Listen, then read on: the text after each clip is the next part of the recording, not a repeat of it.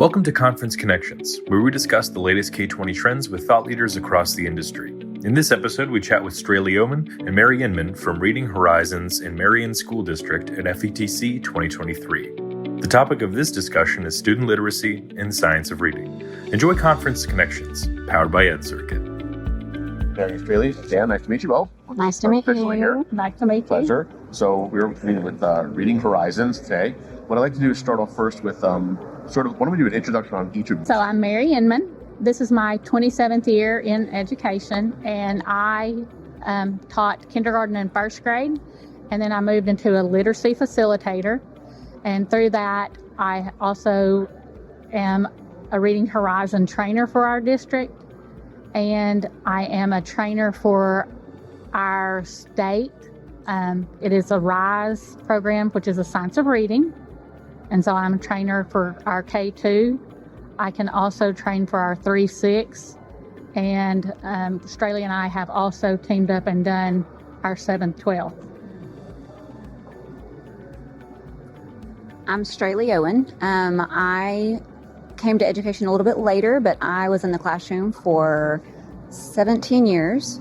And then I've been in this role now. This is our 5th year to be a facilitator. And I work specifically with our literacy programs in grades 4 through 12. But we work together all the time. As Mary said, we train for Reading Horizons, Discover, and Elevate. And then we also work with our Department of Education for the state to make sure that we are delivering the science of reading instruction for our teachers. Yes, we're with Marion School District, and we are actually in the Mississippi Delta, right on the edge of Tennessee. We are about 15 minutes from downtown Memphis, where we're located. But our school district is in Arkansas. Yes. I was just going to say. Yes. So we have, you have people who, commute to Memphis, but you've also got a lot of farmers, a lot of rural jobs. So we see a little bit of everything. Okay. Can you give me a little more background on the RISE program before we... Sure. So it's the RISE initiative, and it is the science of reading. Arkansas has passed legislation that requires all of our educators to have a couple of different pathways. One of awareness for a lot of our secondary teachers and auxiliary teachers, and then proficiency for our K-6 educators and special ed instructors.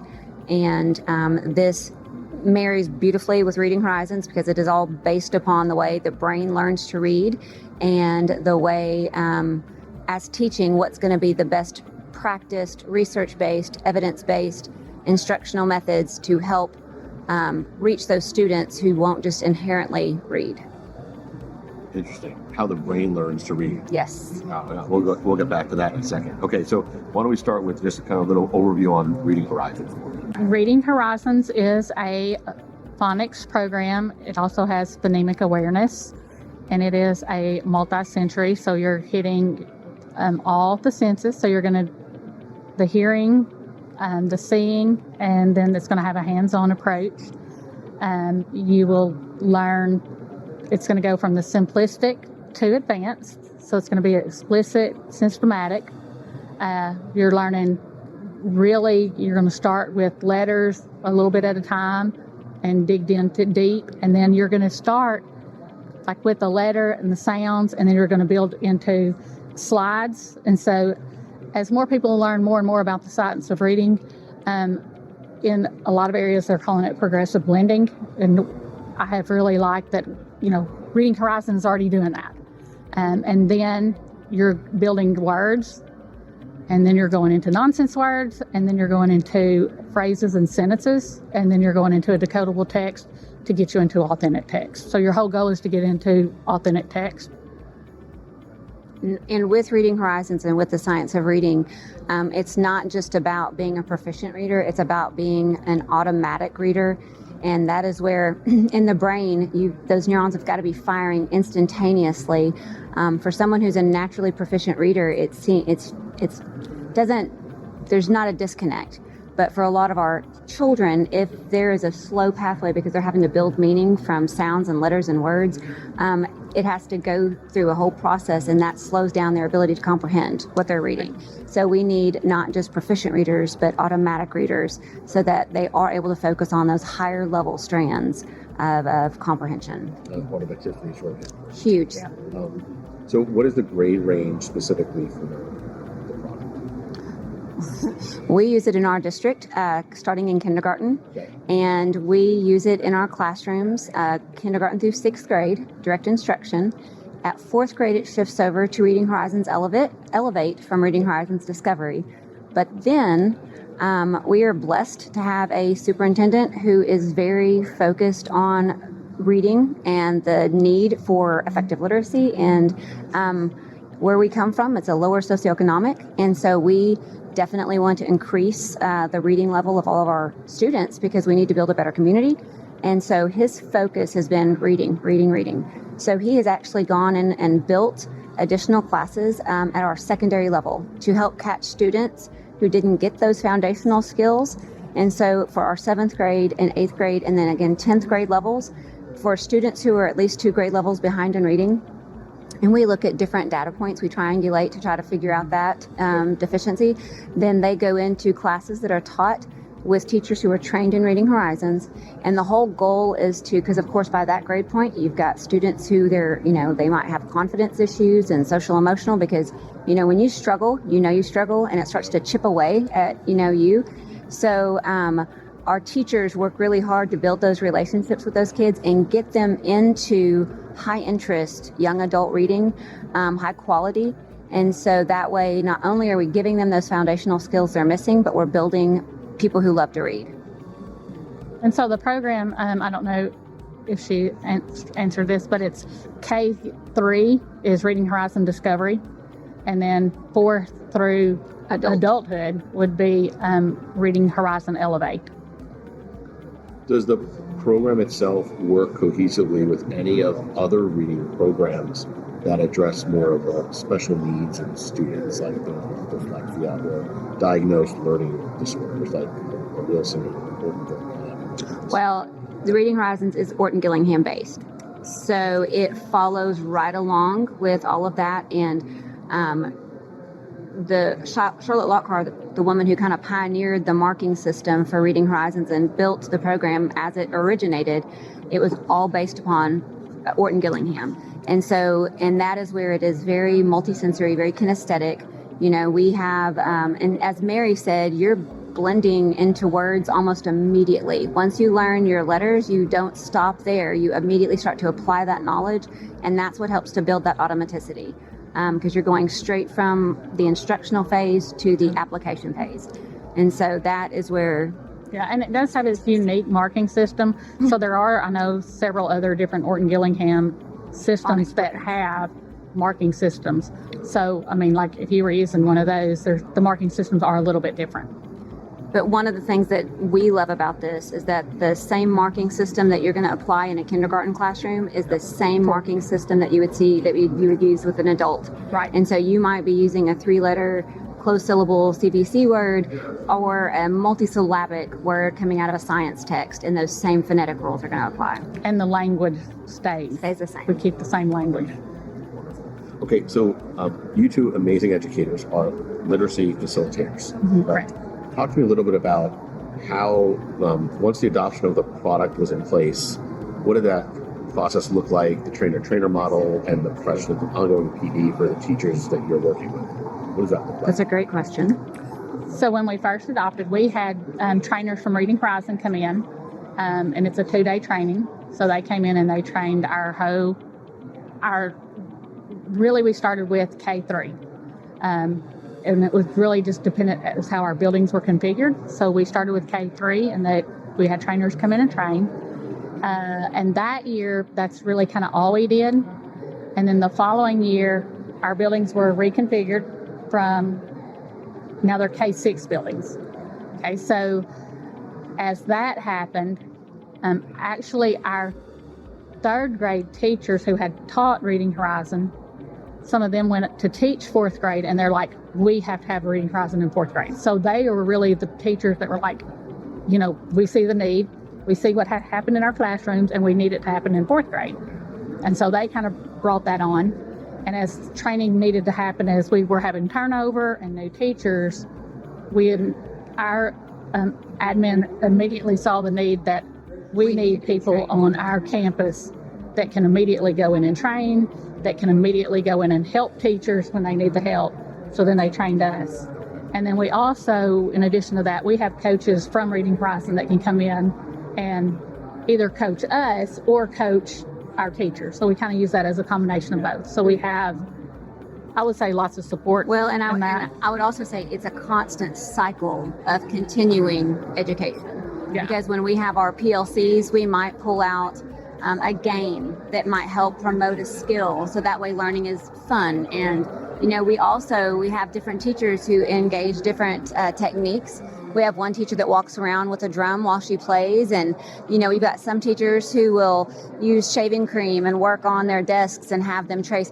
Anything you can do to engage those learners. And because it is a responsive conversation between students and teachers, you're hitting all of those things. You're able to see the correct mouth formations. You're able to make sure they're hearing you. You're able to assess. It's constant assessment for the teachers to give them feedback on what they need to do for their students. And so we kind of help just facilitate that. Sometimes we do go in and co-teach. Sometimes we do go in and model. And a lot of times it's just making sure our teachers are comfortable and familiar in following the program with that fidelity. And then too, with us going in, knowing which teachers, if we need to send someone to watch a teacher, who can we send them to go see, even if it's just like, I'm not comfortable with teaching Reading Horizon, you can go watch this person. So one of the things we can talk about adoption of a reading program, it's great from the institution's perspective. What has the district done to gain the adoption and understanding from the parent side? Well, at the beginning, it was very new to our parents because we were coming out of, I would say probably most schools, most districts all over the United States were coming out of the systems where you were sending home memorized spelling lists, you were sending home stories that you've read all week at school and then you're reading all week at home. So training them that instead of a memorized list, you're learning 10 words. Well, now I'm sending home skills. I'm sending home the skill, but you've learned 10 letters. So with these 10 letters, you can make 20 or 30 words instead of just learning 10 words. Now you can make 30. So teaching them how to work with their children, how to manipulate the letters instead of just going, oh, here's 10 words you can do. Yep.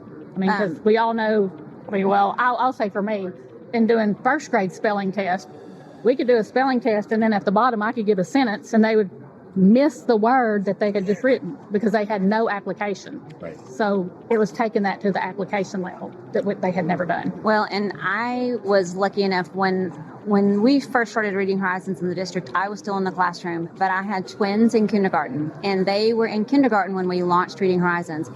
The building administrator sent home a letter explaining the new program, explaining the practices, and then all of the teachers would send home whatever their new skill was. They were very transparent about, this is what we're doing, this is how you can help your child. And so it was still like Greek to me until fast forward 1 year. Now I'm in this role, they're in first grade, and I'm desperately wishing that my student who is in junior high had gone through Reading Horizons, because as smart as he is, I can see gaps in his spelling or in his pronunciation of words because he doesn't know those phonetic skills. So at this point, I've got first graders who can break down a multisyllabic word better than my junior high student. Well, and with the parents too, that very first year, we did a literacy nights where we would come in and Reading Horizon had some videos that we would show the videos, but then the parents would break out into classrooms and then the teachers would teach the parents. And some, actually, we also did it where the students were being leaders, so the students would teach the parents, but we would have it set up where they would do literacy nights with that. Interested in sharing your voice with the K-20 and EdTech community? edCircuit empowers thought leaders across education to share their voices with their audience. Visit edCircuit.com to learn more. What was the most unique experience you've seen from an educator in your district that really embraced the reading program and thought completely outside of the box? Well, my favorite story goes back to a third grade hallway. This is my first year in this role, so I'm really trying to figure out life from the classroom to not in the classroom. And it's around December, and I can hear like screaming coming from an end of the hall. And of course, as a former secondary teacher, I'm thinking, oh gosh, we're about to have a fight. Like, I'm bracing up for that. And so I'm scurrying down the hallway, and it's a group of students, and they are having a competition on the board. And the teacher has given them ridiculous long nonsense words and ridiculous long real words that were all multisyllabic, and the students were having to go through and prove and mark the words, and they were divided into teams. And so what you heard is it was a collaborative game, but watching that become fun, and to now see those kids who've gone on to junior high and high school, and like I'll still see them and be like, oh, Sam, remember when you completely killed that, and so that's a lot of fun to see that. The kids love competition. Absolutely, they do. The more you can do it, the better it is. And that's what they'll talk about at the dinner table. Yes. Is the competition. Yes. Not, I learned a new CBC word today. No. I kicked Johnny's butt. Absolutely. Absolutely. That's great. So we all know Arkansas is an adoption state, right? Mm-hmm. So we all know that in order to adopt year over year, it's a process, but there's a certain amount of data that's required of the educators to report it to the district, say, yeah, this is working. So kind of twofold question. The first is, what is your district looking for from I'm going to use a business term, key performance indicators, right? To say the program is working, right? And then if you want to talk a little bit more about the difference, you talked earlier about the qualitative versus the quantitative data set. Okay. So Reading Horizons, every year there are built-in diagnostic assessments. And then also, let me back up. In our district, our teachers deliver the lessons direct instruction. It's very heavily into the gradual release model. I do, we do, you do. And then as part of the transfer process, there is also the software component. At the very beginning of the year, almost as a screener, our students will take the assessment over basically all the different phonological skills, decoding skills, and so there's that assessment. And then there's also a reading assessment that will also help generate a Lexile number. And so we, of course, will do those at interim periods during the year to help show growth and help. Not only does it show where we might have a deficiency that a teacher can immediately go back and address, but it also helps, it's adaptive. So we know as educators what's going to fit our students, because that really is what the science of reading is. It is diagnosing and then prescribing what we can do to help our students. So I would say those are two of our big data points. But as a mom and as an educator, while quantitative data it's necessary. We have to have it. We need to know what the growth is. We need to know where their numbers are going. But to see the qualitative side of that, and that is where you see the real life behind those numbers. Because anyone in education, you're in it because you love kids and you want positive outcomes for them. And as I mentioned earlier, where we live, it'd be a lot easier to go to a different part of the country or the state where it's the land of milk and honey and kids just let it learn and get it. Both Mary and I have had this discussion. We love where we live because I feel, can see a reward and a payout, if you will, in change. So one of the, just seeing the shift in the lives of the children and then also their families. A lot of homes might be either intimidated by education and or don't value education. But for them to see that growth and that shift in their child and what the school is doing, it helps create that bond, and there's buy-in from the home.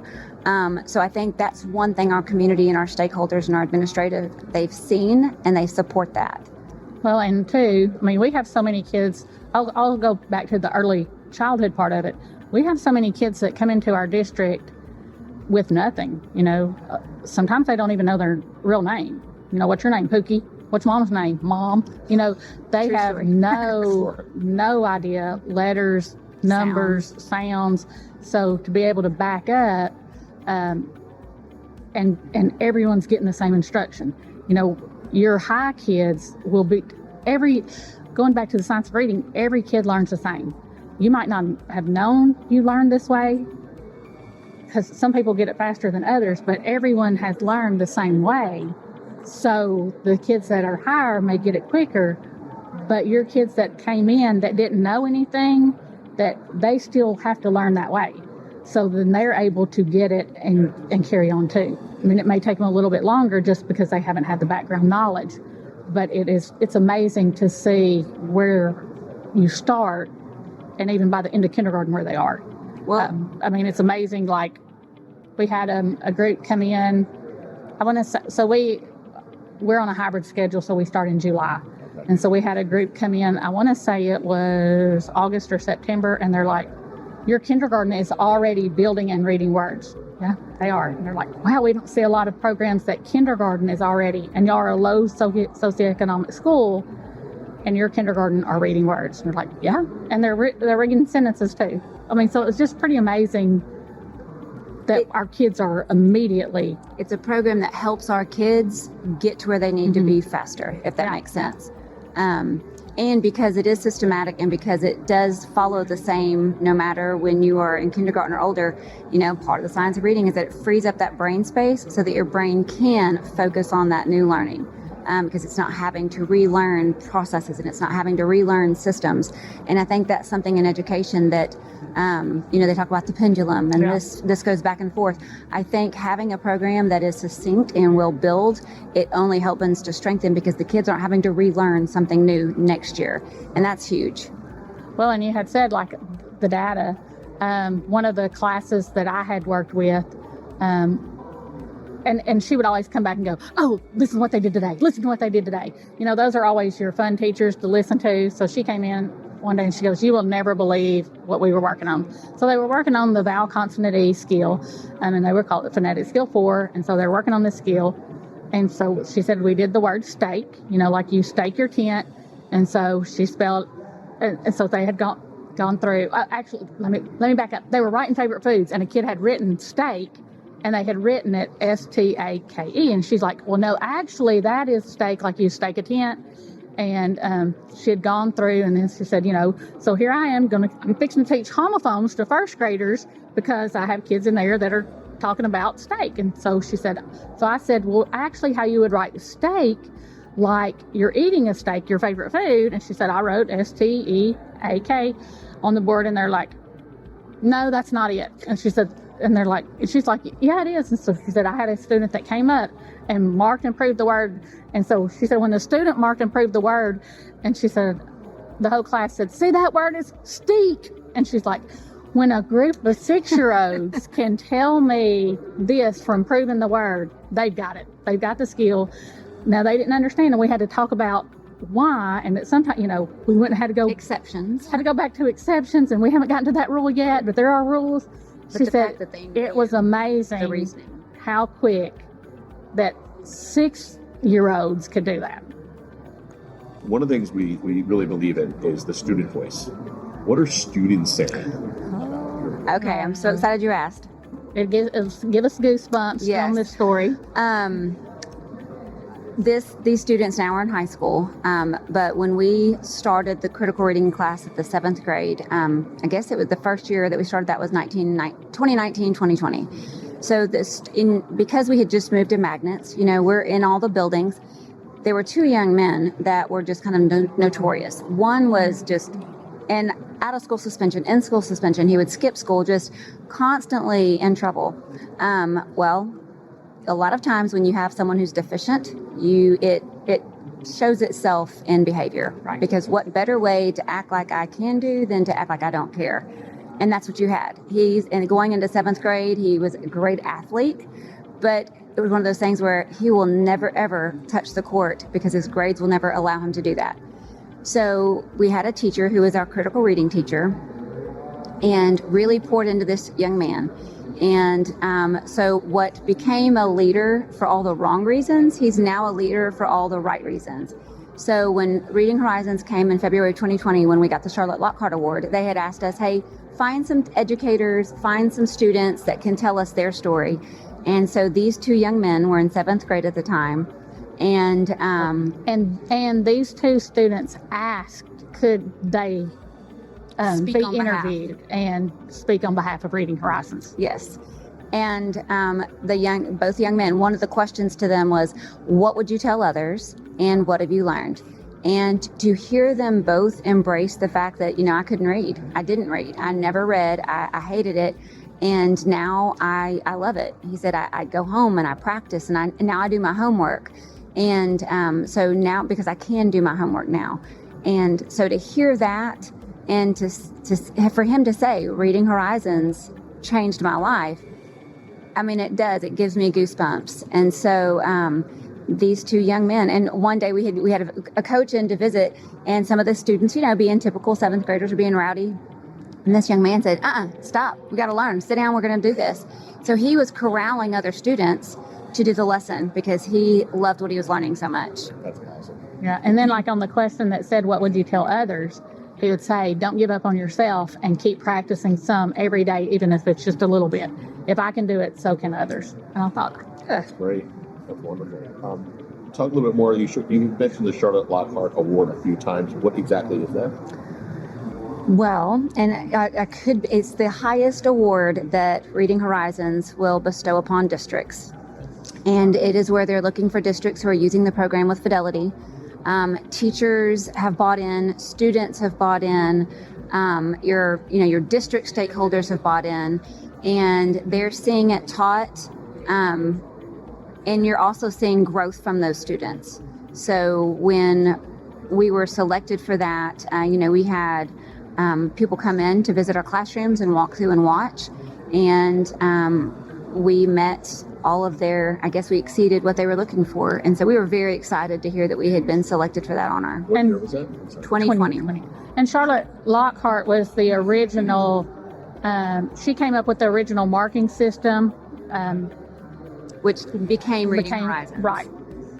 The science of reading that all the methods and things that we train our teachers in to meet the legislative needs of our state mesh beautifully. And so when we do a RISE training for the state, we refer to them as the syllable types, but we're also putting right up there the phonetic skills and the decoding skills so that they can see them in action together and vice versa. When we do a Reading Horizons training, we talk about the 4-part processor, the simple view of reading, and all of those things that are in tandem. So there's that. And I would say on just the science of reading, it entails a whole lot more than just the phonics and phonemic awareness part.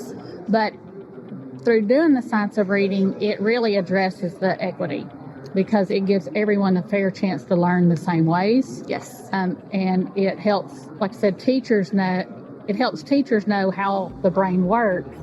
And so they're teaching better strategies. Where we kind of maybe skipped those better strategies before. And I think a misunderstanding for a long time in education is that, I've taught this lesson, Mary and that entire 80% of my class have got it, but Straley and her classmates, I'm just going to get them, I'm going to give them an assignment, and I'm going to reteach that lesson. Reteaching just as a reteach is not enough. And so that's what I think science of reading, and then also Reading Horizons, having the ability to give them different avenues to transfer that. And that's what feeds that social emotional. If as an early age, even in kindergarten, as a student, the kids in the class that are your rising stars versus the kids who are not, who are struggling. And that starts to immediately chip away at their confidence. And, that's when you really start to see a shift. Going into 3rd grade and up, when you start reading for comprehension and not just learning to read, that's when you see a huge shift in mindset for students. And that's where it is extremely important that we are using all those strategies to build that confidence with 6 moments of success, because that's what's going to help make a better rounded, more socially balanced, emotionally balanced child. And Reading Horizon doesn't elevate, it takes in the piece of motivation for your 4th, which is also a big piece. As users with fidelity program for years, what would you tell educators across the country as to why they should incorporate Reading Horizons into their curriculum? I know there are a lot of great products out there, but I can't think of one that you can argue against that would be better than this, just because it feeds the whole child, the whole educator. It encompasses all of the elements that in the technical side of the science of reading. It addresses the brain, but it also addresses those students who might have different learning needs by using the kinesthetic, the multisensory activities. So to me, it's the whole package. And because it is systematic and because it is sequential, it builds from simple to complex. You can use it seamlessly. Like I said earlier, I think there have been too many shifts where we move from one product to another. And that's what I like about this, is it fits everyone. And I would just be plain and simple and say, if you use it and you use it correctly, it works. Well, just I've heard Mary tell the story. When we first adopted Reading Horizons, there would be teachers who did not want to abandon their spelling list, and they did not want to abandon what they'd always used. And what Mary said to them, you use it for 1 year, you use it exactly as it's prescribed with fidelity, and prove to me it doesn't work. Yeah. And Show me the parts that don't work, and then we'll discuss. Is that exciting question? Yeah. Prove to me it doesn't work. Thank you, ladies, very much. This episode of Conference Connections was powered by edCircuit. edCircuit's mission is to share guidance and expertise in facilitating the appropriate use of digital technology in education. Through our weekly articles, podcasts, and video series, we give a voice to members of the K-20 and EdTech communities. To learn more about our mission and various content, visit edcircuit.com and subscribe to be up to date on the latest thought leadership in the educational industry. For more information, follow us on Twitter, LinkedIn, Facebook, and YouTube.